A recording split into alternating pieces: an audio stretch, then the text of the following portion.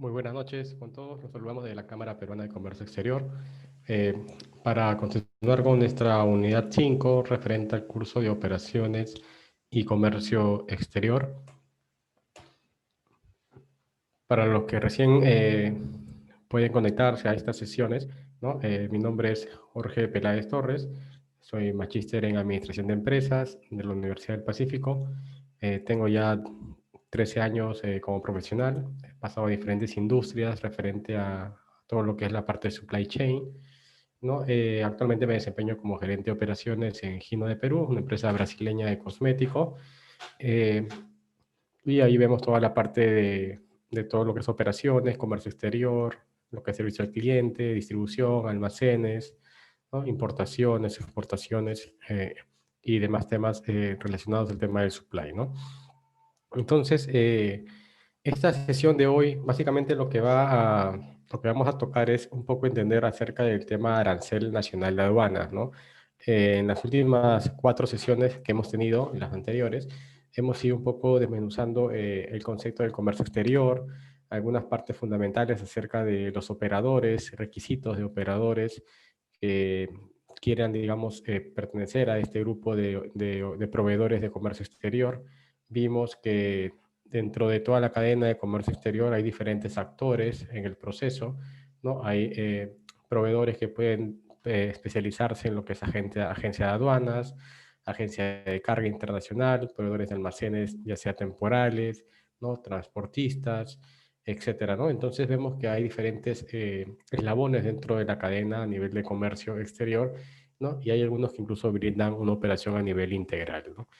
De allí hemos estado viendo ya un poco, yendo a algunos detalles muy puntuales acerca de los tipos de operadores que existen, ¿no? Al tipo de mercadería también que se puede exportar, ¿no? Hemos un poco profundizado acerca de los tratados de libre comercio y estas situaciones a nivel de impuestos y aranceles que tienen uno referente a otro, ¿no? En la sesión anterior vimos todo el tema documentario, ¿no? Todo el tema de la gestión de documentos, todo lo que se necesita, digamos, a nivel documentario para un proceso de exportación, lo que es necesario para un proceso de importación, ¿no? Entonces, toda esta parte, digamos, dentro del análisis documentario, tiene algunos pro y contra, ventajas y desventajas, ¿no? Hay algunos temas que aplican para la exportación, otros temas que aplican para la importación, ¿no? Vimos algunos detalles de uno de ellos, ¿no? Para un poco entender acerca de los conceptos y terminologías que existen entre ambas actividades, ¿no?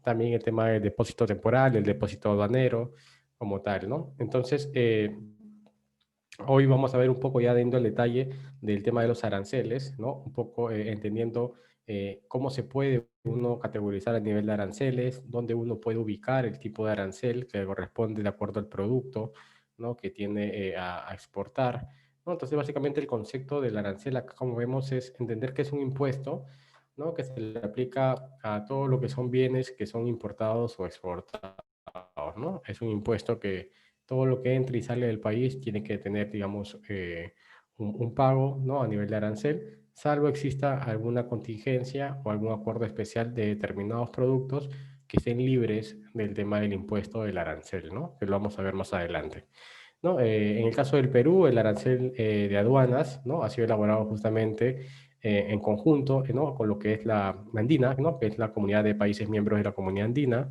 ¿no? Con la inclusión de sus partidas nacionales y notas complementarias nacionales, ¿no? Sabemos que cada país tiene su particularidad a nivel de productos, ¿no? Entonces, básicamente ahí lo que se le agrega es, se incluyen algunas subpartidas que son propias de cada país, ¿no? Pero como base se toma justamente lo que se acordó en común acuerdo entre los miembros de la Nandina, ¿no?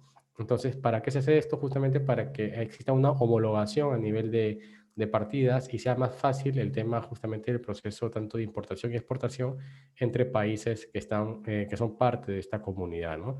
Vimos en la clase anterior que había algunas comunidades como la que era, por ejemplo, eh, la comunidad andina, ¿no? Entonces, hay algunos acuerdos especiales o TLCs con Estados Unidos, con algunos otros países de la región, entonces, que hacen justamente que a nivel de partida se pueda homologar estos términos y puedan ser más fáciles de entender entre ambas naciones, ¿no? En el caso del arancel de aduanas, se presentan 3 columnas que corresponden justamente a lo que desglosa el término de la terminología del arancel, ¿no? Estas tres columnas son el código de subpartida nacional, ¿no? El código de subpartida nacional. Después tenemos la designación de la mercadería, es decir, en qué grupo, familia pertenece la mercadería que estoy justamente en el proceso de comercio exterior, ¿no? Y el derecho arancelario o el ad valorem que le llaman algunos, ¿no? Referente a lo que está, digamos, aplicado a ese tipo de mercadería, ¿no? Entonces, acá es importante entender que en caso de Perú, ¿no? Se presentan estas tres columnas a nivel de la nominación de justamente la partida arancelaria de un producto, ¿no? Que es la subpartida nacional, la designación, ¿no? De la mercancía como tal, ¿no? Y el tema del derecho arancelario o ad valorem, de acuerdo a las columnas del tipo de producto que estamos nosotros declarando, ¿no? Y justamente a raíz de los tipos de aranceles que estábamos nosotros conversando, ¿no? Vamos a ver, existen dos tipos de aranceles, ¿no? ¿No? El ad valorem y el arancel específico, ¿no? Justamente que es a partir de la combinación de ellos se genera un arancel intermedio que es el arancel mixto, ¿no? Entonces, por ejemplo, en el caso del arancel de ad valorem, ¿sí? Lo que se hace básicamente es que se calcula con un porcentaje, ¿no? Del valor de la importación del CIF, ¿no? Es decir, eh, de lo que tiene el costo total de la importación, ¿no? Se incluye un tema del seguro, del flete, dentro del porcentaje de valor del arancel como tal, ¿no? Entonces se toma como base el costo CIF del producto, ¿no? Y ese costo CIF se toma con un porcentaje del mismo para calcular el valor del arancel o el ad valorem. Sí, entonces, ese es un tipo de arancel, ¿no? El otro arancel es el arancel específico, ¿no? Que básicamente, como vemos allí, se calcula mediante determinar un número, una cantidad de unidades, ¿no? A nivel monetario, ¿no? Por cada unidad de volumen de importación, ¿no? Entonces, básicamente acá lo que se hace es tomar un factor, ¿no? A nivel unitario, ¿no? De entre lo que el volumen de importación que yo estoy haciendo, ya sea a través de una unidad de medida como metro cúbico y demás, y sobre eso se le declara, ¿no? Una cantidad unitaria en monedas, ¿no? Para poder determinar el costo por metro cúbico, ¿no? Y ese costo o valor por metro cúbico básicamente se define o se calcula para tener el arancel a nivel específico, ¿sí? Que depende ya del volumen del producto como tal, ¿no? ¿No? Y a raíz de ello se desprende justamente un intermedio, como vimos hace un momento, ¿no? Que es una combinación entre ambos, que es el arancel específico y la mezcla del arancel de ad valorem, ¿no? Que es el arancel mixto, ¿no? ¿No? Sí, perdón, ¿hay una consulta, Ronnie? ¿Ronnie Choque? Perdón que ahí, ok. Si hay alguna pregunta, por favor, ahí por el chat de la escuela, ahí lo pueden ir colocando y al terminar la sesión lo podemos ir desarrollando sin ningún problema, ¿no? Entonces les comentaba acerca del arancel mixto, ¿no? Este arancel mixto es el que está compuesto justamente por el arancel de ad valorem y el arancel específico, ¿no? Entonces, cuando uno entra a la página de la SUNAT, cuando uno entra a la página de ProPerú o de alguna página digamos, relacionado al tema del comercio exterior, uno puede encontrar de una manera mucho más rápida y sencilla, ¿no? De acuerdo al tipo de producto, por búsqueda, y encontrar a qué, digamos, partida arancelaria le corresponde este producto, ¿no? Y puede de esa manera no tener, digamos, ese error a nivel de declaración de partida con el impuesto o el arancel que no sea el correcto, ¿no? Porque vimos a nivel documentario en la clase anterior que justamente una errada declaración de partida o del impuesto como tal nos puede originar justamente algunos sobrecostos, ¿no? Algunos reprocesos, algunos daños de la relación con el cliente, ya que afectaría el tema de la salida de los productos o de la nacionalización de los productos, ¿no? También puede afectar el tema de los costos que existen, digamos, para poder regularizar todo el tema de declaración de documentos, ¿no? Sustitución de documentos, etcétera. Entonces, todo esto impacta de todas maneras en el tema del que no se haya un correcto control o una correcta declaración del tipo de arancel de nuestros productos, ¿no?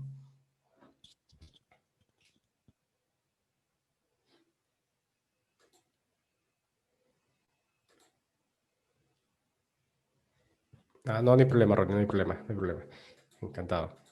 Eh, Ahora vamos a entender un poco qué se necesita para saber y cómo clasificar las mercancías, ¿no? Nosotros sabemos que tenemos una infinidad de productos que podemos tanto importar o exportar, ¿no? Y el tema está básicamente es cómo entender a los que se están iniciando en este proceso de comercio exterior, ¿no?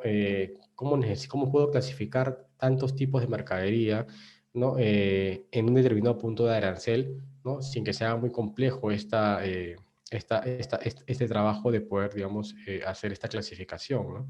Y acá vemos dos formas, ¿no? Dos formas sencillas de poder clasificar las mercancías, ¿no? Una de ellas es básicamente la clasificación arancelaria, ¿no? De los productos a nivel natural, según el reino de la naturaleza, que puede ser animal, vegetal o mineral, y su grado de elaboración, ¿no? Entonces tenemos, por ejemplo, productos que van destinados, si los queremos ver desde el lado, por ejemplo, vegetal, son productos que tienen algún término de elaboración, de congelación, ¿no? De deshidratación, de secado, ¿no? Si lo queremos ver por el lado mineral, también puede tener alguna particularidad en su grado de elaboración, ¿no?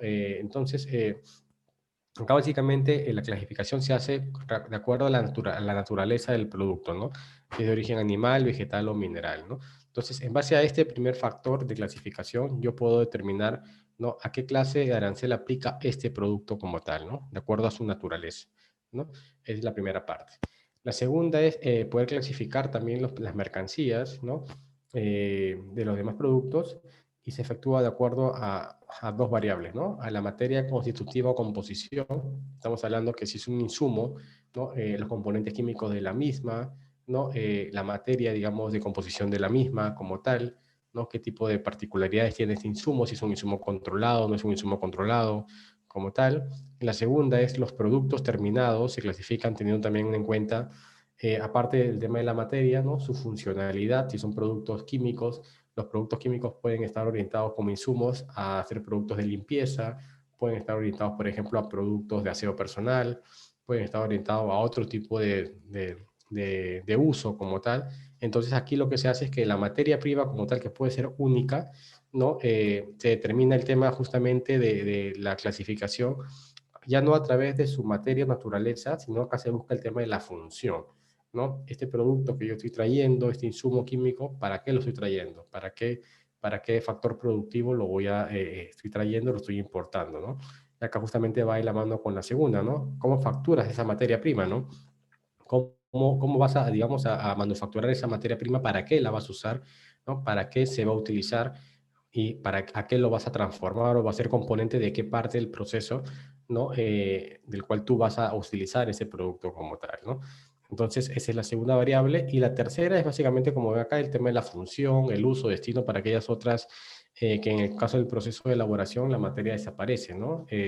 ¿No? Entonces, sabemos acá que, por ejemplo, si hablamos de un producto de limpieza, ¿no? Y sabemos que estamos importando algún insumo químico para poder desarrollar o elaborar, por ejemplo, algún desinfectante o algún producto de limpieza que le querramos, digamos, nosotros producir localmente, ¿no? Entonces importamos la materia prima, ¿no? Esa materia prima para poder clasificarla de manera correcta, yo puedo entrar por la clasificación, esta forma segunda de clasificación, ¿no? Que sabemos que es una materia prima, que es constitutiva o composición de un producto terminado, el cual yo voy a hacer después, ¿no? Y en base a esa composición yo puedo determinar y tener claro, digamos, a nivel de uso, ¿no? Cuál es la función de esa materia prima, ¿no? En qué proceso de manufactura lo voy a utilizar y cuál va a ser el uso o el destino final de ese producto terminado al cual esta materia prima forma parte de la composición del mismo, ¿no?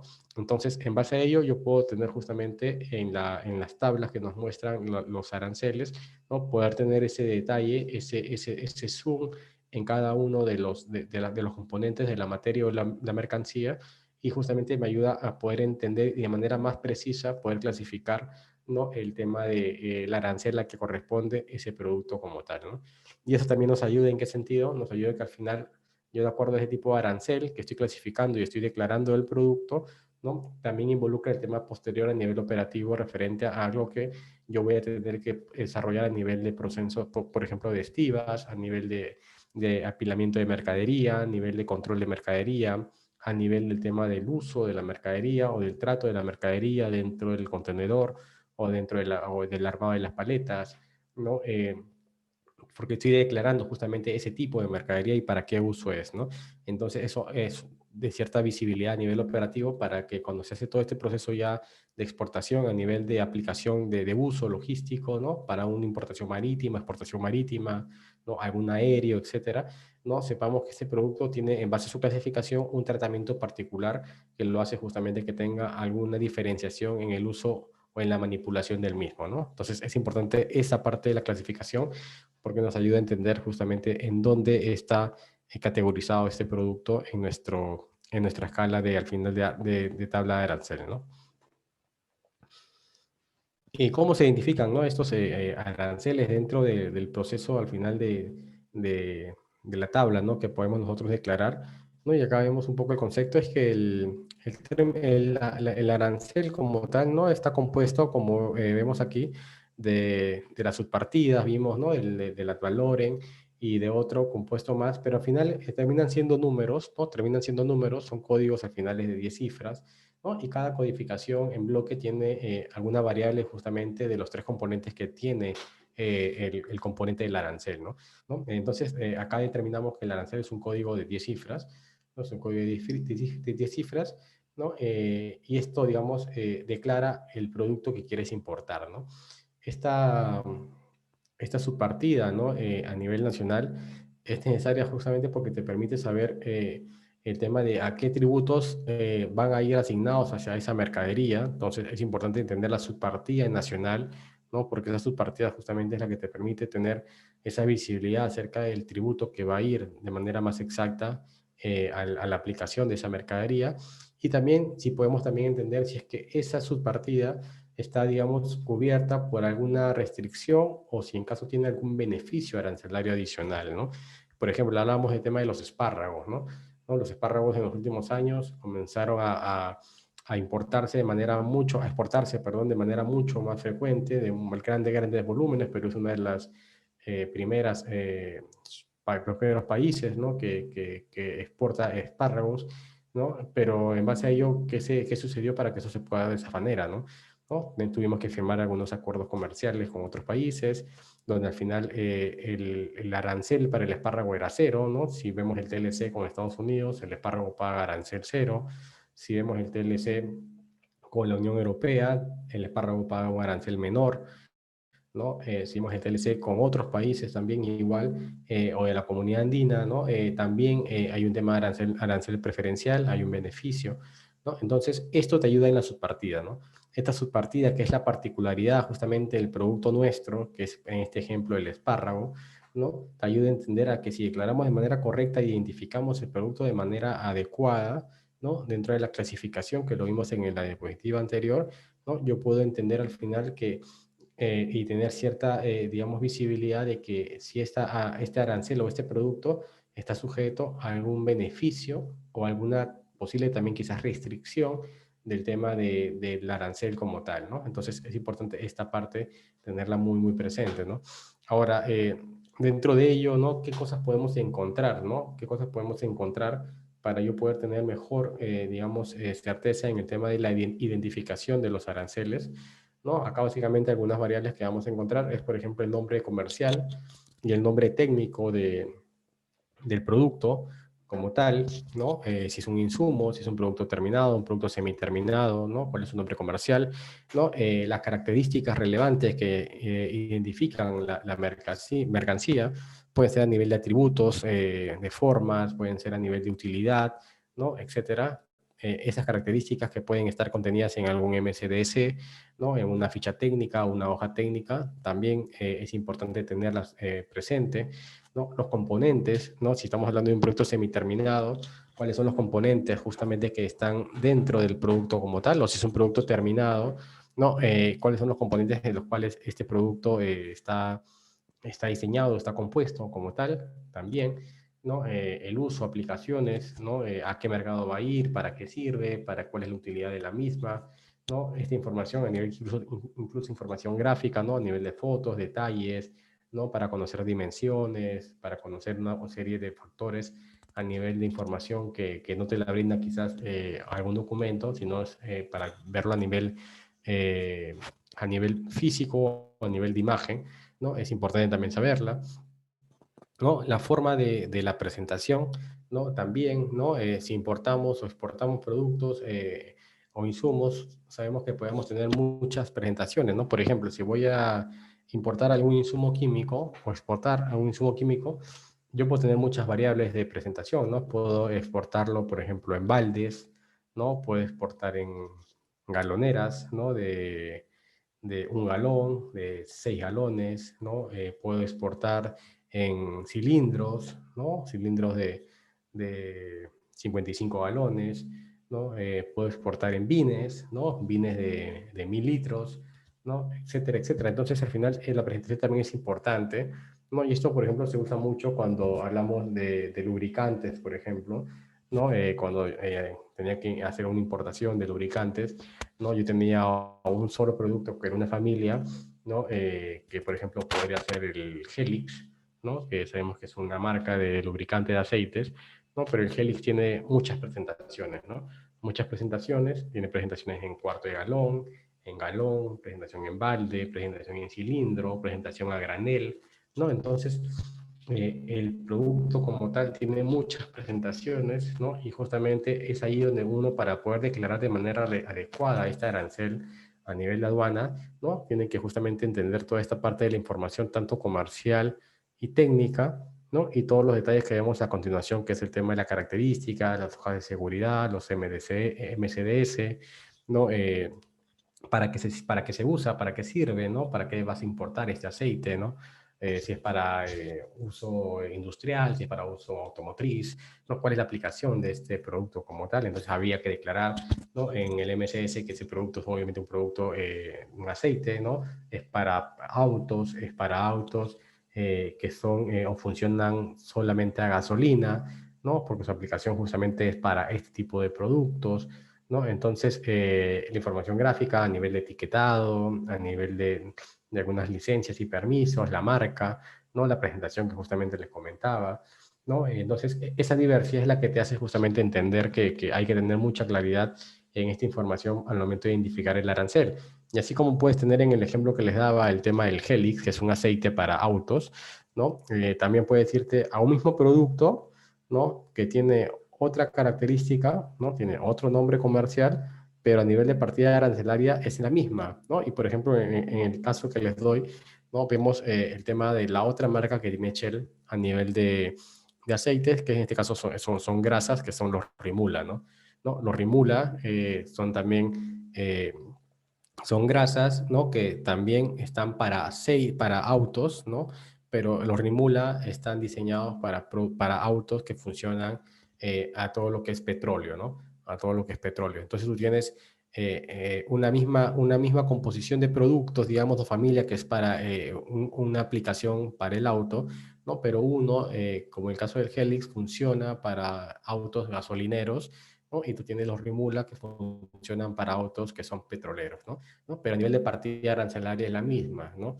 Porque tiene una característica muy similar, tienen la misma funcionalidad, ¿no? Solo que uno es para un tipo de motor que es distinto a otro, ¿no? El componente varía seguramente en algunas particularidades, pero a nivel de aplicación es la misma, ¿no? La forma de presentación es igual también, había la presentación de cuarto de galón, de 1 galón, ¿no? De 5 galones, que es el balde, de 55 galones, que es el cilindro, ¿no? Tenías la presentación también a granel. Entonces estábamos hablando de que tenían las mismas partidas arancelarias, ¿no?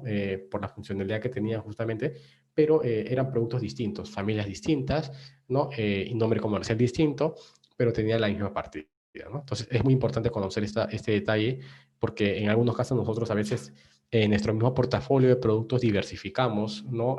Nuestras mercaderías van hacia un mismo sector, van hacia un mismo mercado a nivel comercial, ¿no? Las formas de presentación quizás son las mismas también, ¿no? La aplicación también seguramente es la misma, ¿no? Varía seguramente algunos componentes, ¿no? Pero a nivel de utilidad y todo lo demás es muy similar, solo que es una variabilidad de tu producto de acuerdo al nicho de mercado que tú quieras, digamos, atacar, ¿no? Entonces, ahí donde tú puedes identificar, ¿no? Y entender que si ya existe una importación de ese producto, ¿no? Y mañana quieres expandir tu portafolio con productos parecidos, de la misma familia, ¿no? Y de una funcionalidad muy similar, entonces ya sabes que el arancel que le aplicó al primero que trajiste, ¿no? Podría ser muy probable que sea el mismo arancel para los siguientes productos que tú quieras importar, ¿no? Entonces, es muy importante esa parte, tenerla muy en cuenta, ¿no? ¿Quién fija aquí en Perú el tema de la política arancelaria del Estado, ¿no? Bueno, acá básicamente un poco de teoría es entender que esto nace de un artículo que es el 74 en el inciso 20, ¿no? Y que eso está en la Constitución Política de Perú, y al final la facultad de poder fijar las políticas a nivel de arancelario, ¿no? Son del Poder Ejecutivo, ¿no? Del Estado, ¿no? El Estado, a través de la facultad que ellos tienen, ¿no? Justamente son los encargados de poder diseñar e implementar el tema de la política arancelaria del país, ¿no?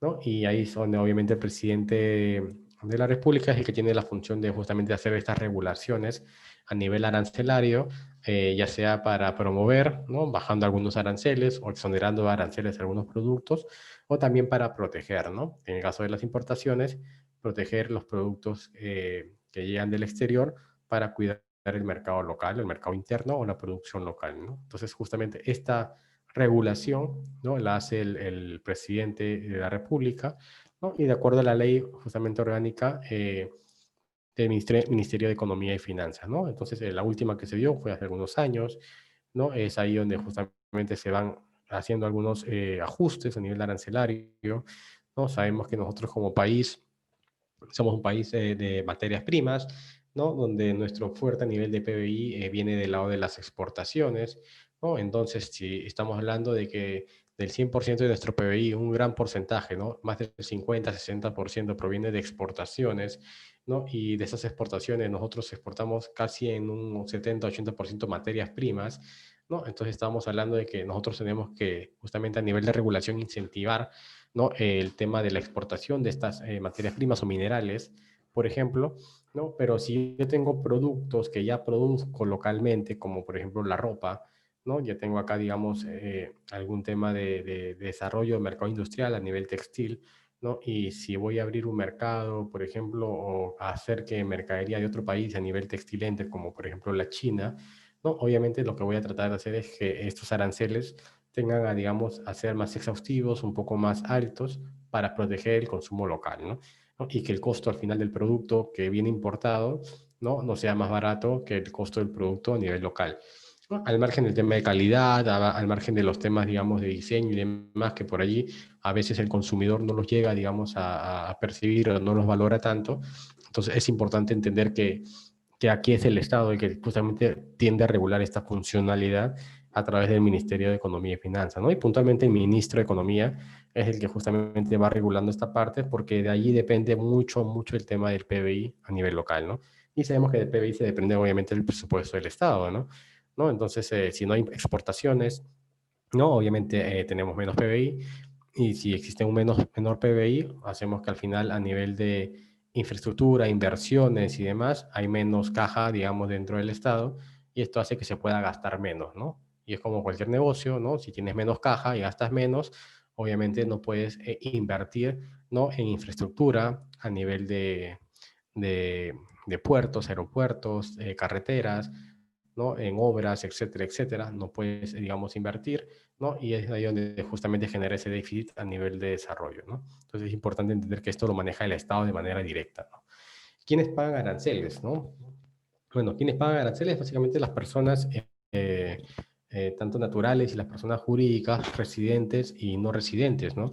Que justamente hacen actividades de importación al Perú, ¿no? De bienes que están justamente afectos al tema de pagos de derechos arancelarios y no tienen algún beneficio, digamos, del mismo, ¿no? Y esto lo hacen justamente a través de ciertas entidades, como por ejemplo puede ser la aduana de la República, ¿no? El tema de la aduana, ¿no? Y es ahí donde justamente todos, como personas naturales y jurídicas, tenemos justamente la obligación de poder pagar estos aranceles de los productos que estamos importando, ¿no?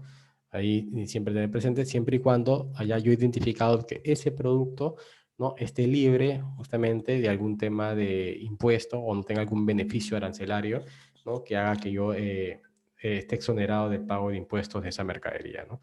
Entonces, es muy importante conocer esto, ya que, no es que, digamos, solamente sea para las empresas, ¿no? Tampoco es para, digamos, algún sector en particular o para solamente las pequeñas empresas, sino al final son para todos, ¿no? Tanto personas y empresas, ¿no?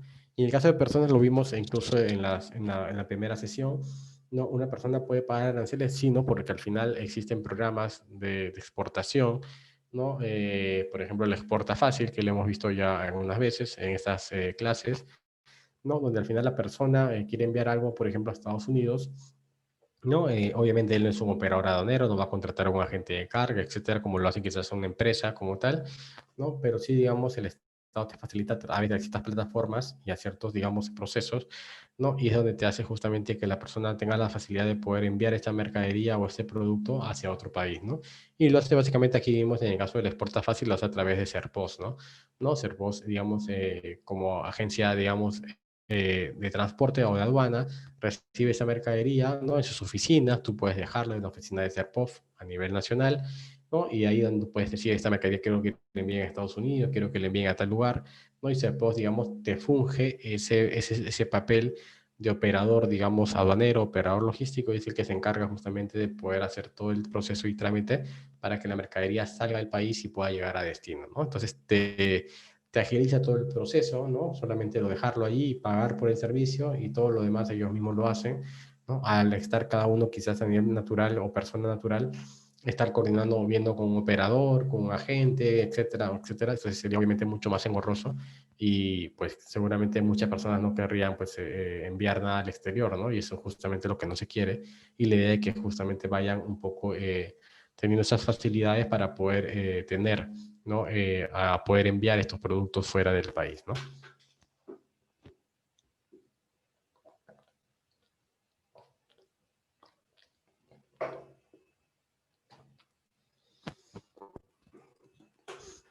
Y vamos ahora por un concepto que les comentaba hace un momento, ¿no? El tema de cómo está compuesta esta partida arancelaria, ¿no?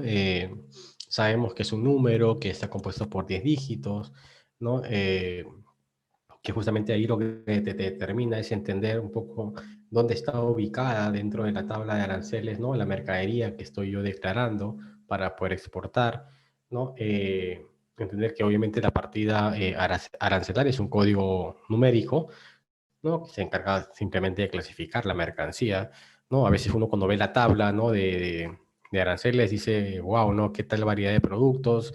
¿Cómo sé cuál voy a elegir? ¿Dónde me voy a, digamos, a situar? ¿No? Cómo yo voy a escoger bien, clasificar de manera correcta y no equivocarme, ¿no? Y a veces todo esto genera esta confusión, ¿no?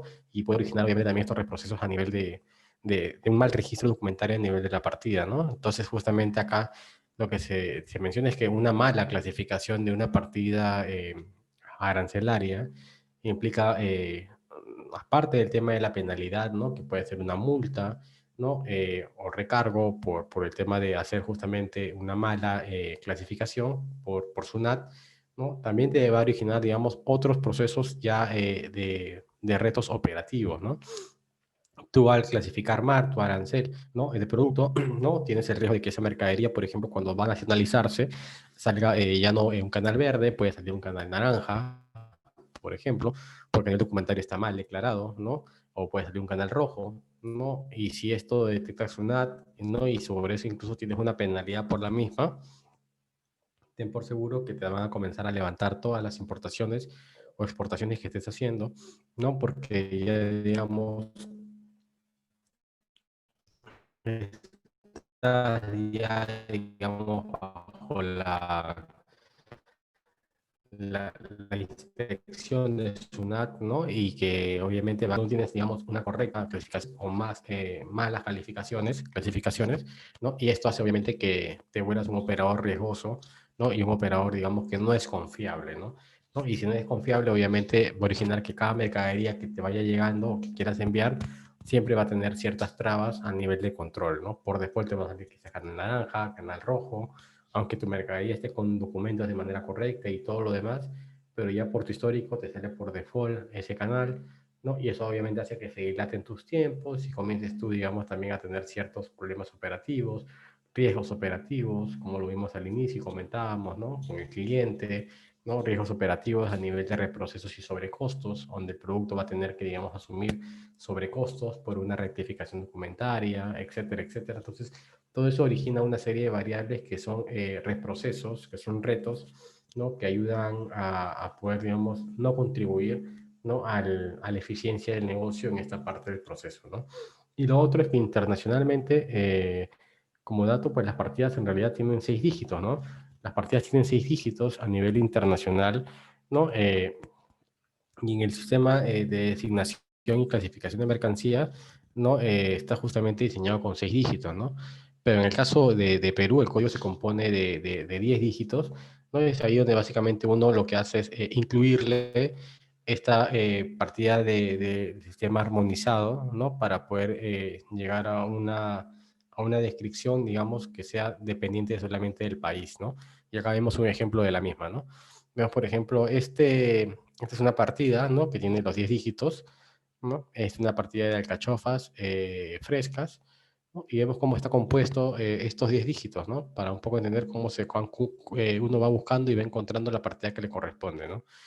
Vemos que los dos primeros dígitos, que es en este caso el 0 y el 7, corresponde justamente al capítulo arancelario 07, ¿no? Que básicamente de acuerdo a la naturaleza del producto, estamos hablando de vegetales, ¿no? Productos como tal, ¿no? De ahí vamos a ver justamente los otros dos dígitos de más, que es el 07 y le sumamos el 09, ¿no? Y ahí es porque encontramos que esto está dentro de la partida del sistema armonizado, ¿no? Que es justamente lo que vemos acá, ¿no? El sistema armonizado, ¿no? Que es general básicamente para todos, ¿no? Y esto te permite después clasificar la mercancía. Después de haber encontrado ya el 0709, ¿no? Vamos a la otra parte, que son estos otros dos dígitos más, que es el 90. Y ese 90 es el que ya, digamos, te detalla el tema de la subpartida del sistema armonizado, ¿no? Es una subpartida, ¿no? Que en este caso puede ser la de alcachofas, como estamos en el ejemplo, ¿no? Corresponde ya a esta subpartida, este nivel ya de dígito, este orden de dígito, corresponde justamente al detalle de la subpartida, en el caso del ejemplo del cachofas, ¿no? De ahí vamos viendo los otros dos dígitos que llegan, que son el 30, ¿no? Esto ya corresponde a una partida andina, en este caso estamos hablando de un acuerdo comercial entre países de la región, ¿no? De la comunidad andina, entonces estos, como les comentaba al inicio, ellos tienen una homologación, lo que se trata justamente de que estén todos bajo una homologación a nivel de partidas, y si este producto va a uno de estos países, ¿no? Entonces también se le incluye justamente la partida, ¿no? Nandina dentro del código que le corresponde a este arancel como tal, ¿no? ¿No? Y asimismo después vemos los otros dos últimos dígitos, ¿no? Que es en este caso el 000, ¿no? Corresponde a la subpartida nacional, ¿no? Este ya un poco yendo ya al detalle nacional, ¿no? Entonces, como vemos, vamos yendo de más a menos, ¿no? En justamente el armado de la partida que corresponde a este producto que es alcachofas frescas y refrigeradas, ¿no? Entonces, vemos acá que en este caso los dos últimos dígitos corresponden a la subpartida nacional, ¿no? Y esto depende del país, ¿no? Esto ya lo coloca, como vimos hace un momento, lo coloca la aduana, ¿no?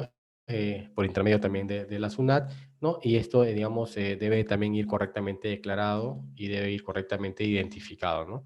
Como subpartida nacional, ¿no? Entonces, cuando uno va buscando al final el producto que va a exportar, ¿no? Justamente lo que hay que tener en cuenta es que uno va construyendo el arancel que le corresponde a este producto, que en este ejemplo es, por ejemplo, el 0709 90 30 00, en base a estos criterios, ¿no? Y va yendo de más a menos, ¿no?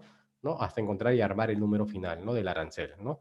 Encuentra el capítulo que le corresponde a las alcachofas, que son vegetales, encuentra la partida del sistema armonizado para ese tipo de mercadería como tal, ¿no? La subpartida del sistema armonizado que incluya el tema de este producto, alcachofas, como producto de exportación, ¿no? Acá un poco el tema de entender el tema de la partida andina, que es una partida genérica, ¿no? Que ya está establecida para los países y en caso el producto lo voy a enviar a uno de los países que están asociados, son parte del acuerdo de Nandina, ¿no? Este viene por default, ¿no? Y el tema de la subpartida nacional también, ¿no? Tener en claro cuáles son nuestras partidas a nivel local, depende del país, ¿no? Y eso también se va colocando acá sabiendo el producto que estoy exportando, ¿no? Entonces, en base a eso uno va construyendo el arancel, ¿no? El arancel que le corresponde a este tipo de mercadería, ¿no?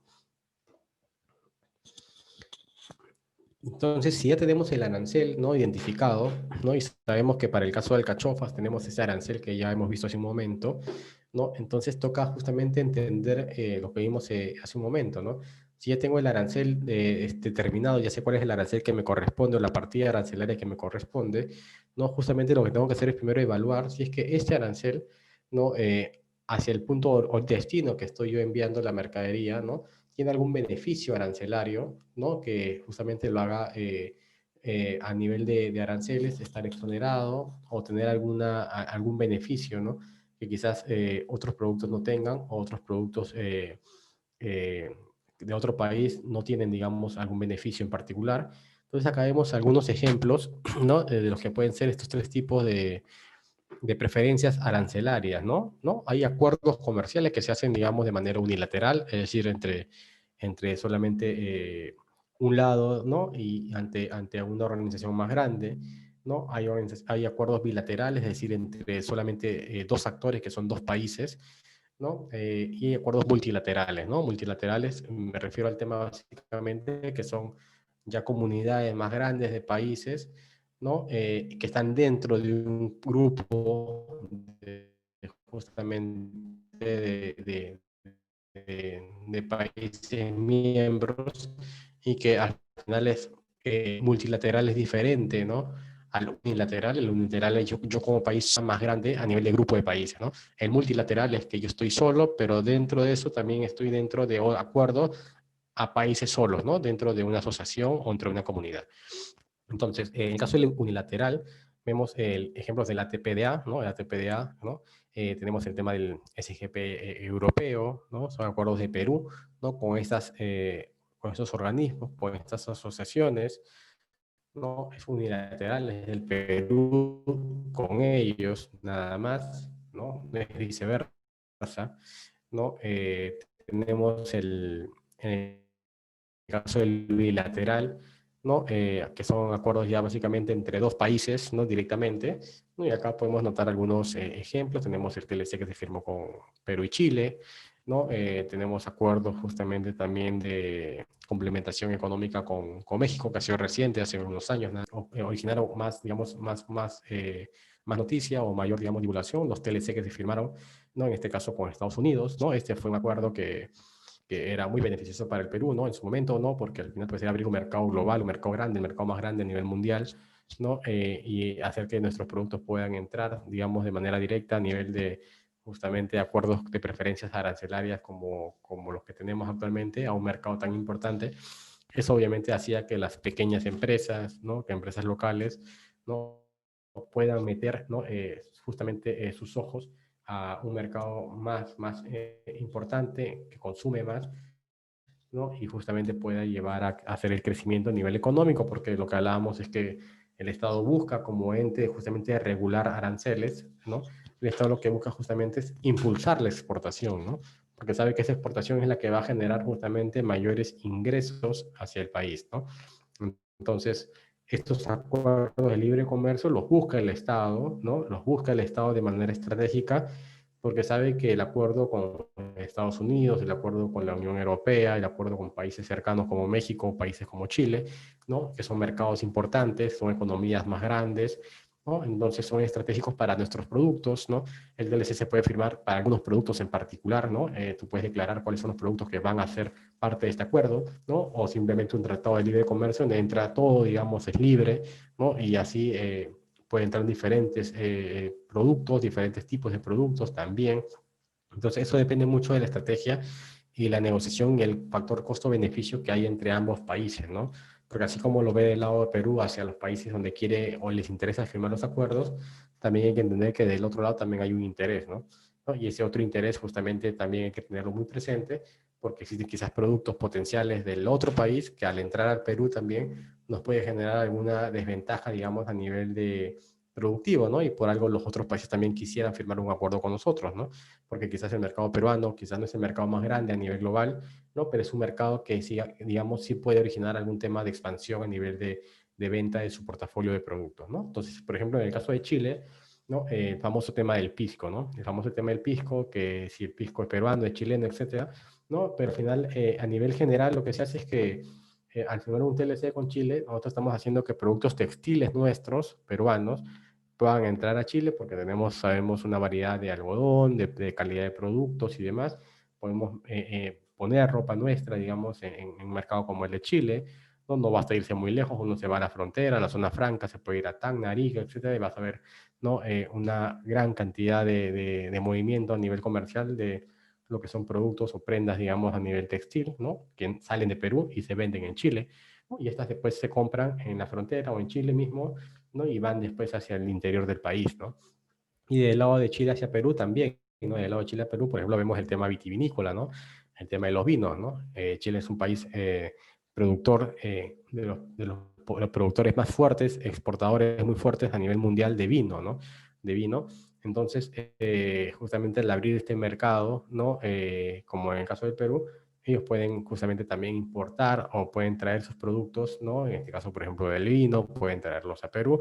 Y acá si uno va a una tienda, un supermercado o alguna empresa, digamos, especializada en el tema de este tipo de bebidas, ¿no? Va a encontrar que, pues, de todos los vinos que puedan existir, seguramente el 50% son vinos chilenos, ¿no?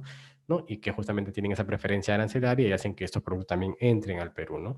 Y sabemos que en ventaja competitiva, pues un vino, digamos, que viene, tiene mayor reputación, un vino ya sea chileno, un vino argentino, etcétera, que algún vino puntual de Perú, que también pueden existir a nivel competitivo, pero son menos, digamos, en cantidad son menores, la capacidad productiva es menor, ¿no? La capacidad productiva es mucho menor, ¿no? Y eso hace que obviamente no se pueda exportar todo. A diferencia quizás lo que existe con el pisco, ¿no? Que el pisco sí nosotros lo podemos exportar, ¿no? A más países porque nuestra capacidad productiva está orientada al pisco, ¿no? Como tal, no al vino, ¿no? ¿No? Perú es un país, digamos, que se caracteriza más por la producción en su parte productiva de la uva, ¿no? Por la producción de pisco, ¿no? Y no desarrolla mucho el tema aún del vino, ¿no? Y el valor agregado más le da al pisco. En el caso de Chile es distinto, ¿no? Es inverso, ¿no? ¿No? Ellos justamente en el proceso de la uva, ¿no? Ellos entran justamente a darle mayor participación al proceso primero de la uva. Ellos hacen primero el vino, ¿no? Y después con ese remanente hacen, digamos, lo que ellos llaman pisco, ¿no? Pero es un proceso diferente, ¿no? Entonces aquí un poco entender que a nivel de políticas arancelarias, ¿no? El pisco no es un proceso similar al que existe en Perú o al que existe quizás en el caso de Chile, porque son procesos que tienen diferente orden, ¿no? En el caso de Chile, primero hacen el vino y después hacen lo que le llaman pisco, ¿no? En el caso de Perú es inverso, ¿no? En el caso de Perú, primero hacen el pisco y después se hace el vino, ¿no? Entonces, no son puntos comparables, obviamente son productos distintos, si lo queremos ver de esa manera, tienen procesos distintos, ¿no? Pero ambos, digamos, dentro de sus fortalezas, ¿no? Lo que hacen justamente a través de estos tratados, hacen que puedan meter los productos en ambos mercados, ¿no? Y eso es muy importante, ¿no? ¿No? Y acá tenemos el otro tema de multilateral, ¿no? Que son los países, básicamente, por ejemplo, de la comunidad andina, ¿no? La comunidad andina, el Mercosur, ¿no? Unión Europea, ¿no? Donde básicamente acá se negocia en bloque, ¿no? Se negocia en bloque, ¿no? Y lo que se hace básicamente acá es que entre países de la región uno pueda, digamos, tener la facilidad de abrir mercados y poder, digamos, tener mayor facilidad de poder meter los productos a través de unos aranceles ya, digamos, que están exonerados en algunos casos, tengan algún beneficio muy particular en el caso de los impuestos, ¿no? Acá vemos algunos ejemplos rápidos, nada más de, por ejemplo, para ver de las exportaciones que nosotros hacemos a nivel no tradicional, ¿no? En el mercado. Vemos que esta es una información de hace ya algunos años, ¿no? Pero vemos, por ejemplo, que entre los países que nosotros más exportamos tenemos Estados Unidos. Mira, un dato muy particular es lo de Venezuela, ¿no? Venezuela sabemos ahorita que está en una situación muy complicada, pero el Venezuela de hace 10, 11 años, ¿no? Tenía justamente también una economía que no estaba tan, digamos, dañada como lo que quizás actualmente la podemos entender, ¿no? Era uno de los segundos países en los cuales nosotros exportábamos, ¿no? Mercadería, ¿no? Y que comenzó a bajar también, obviamente, a nivel de ese año, ¿no? De manera fuerte, ¿no? Y tenemos después países locales, ¿no? Tenemos Colombia, Ecuador, Chile, ¿no? Que son asociaciones de Mercosur, ¿no? De la comunidad andina, TLCs que son directamente firmados, con algunos países puntuales de la región, de los países en los cuales existe mayor exportación de productos no tradicionales, ¿no? ¿No? Entonces vemos ahí también China, ¿no? China y otros países y en algunos países de Europa también, ¿no? Y justamente a través de estos tratados, ¿no? La Comunidad Andina, el ALADI, ¿no? El tema de, bueno, Estados Unidos, Unión Europea, hacen que justamente eso se vaya moviendo cada año, ¿no? Vemos que ahorita China tiene una participación muy importante de estar entre los dos países a los cuales exportamos más productos como tal, ¿no? También Estados Unidos, ¿no? Entonces, al final son mercados muy importantes. En el caso de la Unión Europea todavía no se termina de desarrollar y explotar, todavía por un tema básicamente de distancias, por un tema de algún, digamos, entendimiento de los mercados, ¿no? No llega todavía a poder desarrollarse como sí se dio en Estados Unidos y como sí se dio en China, ¿no? Entonces, ahí hay un tema también por crecimiento y localmente sí, ¿no? Localmente sabemos que hay muchos países de la región donde nosotros podemos también hacer mucho comercio, ¿no? De nuestros productos, materia prima, lo que son justamente exportaciones no tradicionales, que hacen que sean importantes para nosotros a nivel del flujo de los destinos de nuestros productos para exportación, ¿no? Acá vemos, por ejemplo, en el caso del Naladi, ¿no? Vemos que el espárrago, ¿no? Está exonerado al 100% de arancel, ¿no? ¿No? El espárrago vemos que está 100% exonerado del arancel. Entonces, por ejemplo, este es un beneficio que tiene el espárrago, ¿no? Acá vemos un poco a qué partida corresponde, ¿no? Un poco acá el tema de la Naladisa, que es la entidad, ¿no? Que justamente tiene este beneficio para este producto, ¿no? Entonces vemos que este producto se quiere exportar a Argentina, ¿no? Y que el beneficio en el caso de Perú es que este tenga 100% de preferencia, ¿no? ¿No? Entonces es muy importante entender eso, que el arándano, el espárrago, perdón, tiene ese beneficio a nivel arancelario, es por eso que nosotros somos de los dos, tres países más importantes de exportación de espárragos, ¿no? Entonces, justamente a través de estos beneficios que tiene el producto a nivel local y también a nivel de países fuera de otro continente, ¿no? Acá vemos otro del espárrago, ¿no? Acá vemos, por ejemplo, este es del TLC, con Estados Unidos, ¿no? Y vemos acá también, si encontramos en el detalle de la página de libre comercio, justamente de lo que son impuestos arancelarios, ¿no? Vemos que también el espárrago es un producto que está 100% libre de aranceles, ¿no? ¿No? Es decir, su arancel es cero, ¿no? Entonces también vemos que para el caso de Estados Unidos en el TLC también el espárrago también tiene ese beneficio que es muy importante, ¿no? Entonces estamos hablando ya de dos mercados importantes, un mercado a nivel de Sudamérica, otro mercado a nivel ya, digamos, de Estados Unidos, ¿no? Un mercado mucho más grande, donde el espárrago, digamos, tiene ese beneficio de aranceles, ¿no? Bien, entonces, con eso estamos culminando la sesión del día de hoy. Básicamente lo que hemos tratado de entender es cuáles son los conceptos acerca de política de aranceles, cuáles son los tipos de aranceles, cómo se compone un arancel, ¿no? Cómo se clasifica también un arancel dentro de una partida, ¿no? Cuáles son los componentes de los dígitos que tiene la partida, ¿no? Cada uno, digamos, a qué corresponde dentro de que uno pueda clasificar correctamente este arancel, ¿no? Las contingencias y riesgos de no poder, digamos, clasificar de manera adecuada el arancel de un producto, ¿no? Particularidades de algunos productos en acuerdos comerciales que existen con algunas entidades de manera unilateral, bilateral o multilateral, ¿no? Con diferentes países o agrupaciones o asociaciones, ¿no? Que hacen que algunos productos tengan alguna ventaja o beneficio arancelario con respecto a otros, ¿no? Entonces, justamente con ello entramos un poco al detalle de que ya la parte de la tabla, la parte del buscar, eso uno lo puede encontrar en la página de la SUNAT, lo puede encontrar en la página de Prosperú, ¿no? En este curso, digamos, no vamos a entrar justamente a este detalle, ¿no? De entrar a esta parte tan operativa, porque es un tema básicamente de entrar y buscar en la tabla, ¿no? El sinnúmero de productos y categorías que uno va a querer buscar en el producto que va a querer, digamos, exportar. Pero acá es importante entender el cómo hacerlo, ¿no? ¿No? Si nosotros sabemos cómo hacerlo, ¿no? Y qué cosa significa cada variable dentro de estas tablas, ¿no? O de estos procesos de clasificación, ¿no? Ya la otra parte es la parte netamente ya práctica, ¿no? De entrar justamente a cualquiera de los links, el de la SUNAT, puede entrar justamente también al de PROMPERÚ, ¿no? Ahí va a encontrar la tabla de aranceles, le va a salir, digamos, una serie grande de productos, ¿no? Y ahí uno puede practicar justamente en base a estos criterios, puede tomar de referencia algún producto que desea y ahí puede ir categorizando justamente el arancel o la partida que le corresponde a ese tipo de producto, ¿no? Entonces, esto ha sido la sesión del día de hoy.